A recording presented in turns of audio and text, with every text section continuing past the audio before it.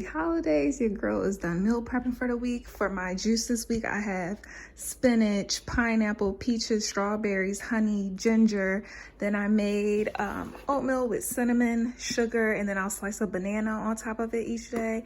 Peanut butter jelly for lunch with a side of orange slices for my snack. Dinner, mashed potatoes.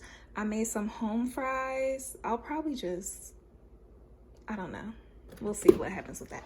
I need to use up all my potatoes. And then this is corn. This is carrots. This is corn, spinach, and some elbow macaroni. And I can like do my own play of a soup, like a chicken noodle soup, make my own broth and put an avocado on top. Also, quick little tease I want to put y'all on.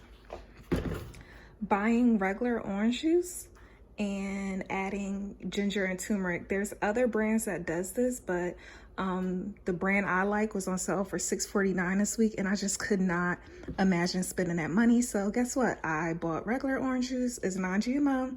Added my own ginger and turmeric, threw it in a blender. Boom. Let's keep that immune system up, guys. Like, it's flu season. Ciao.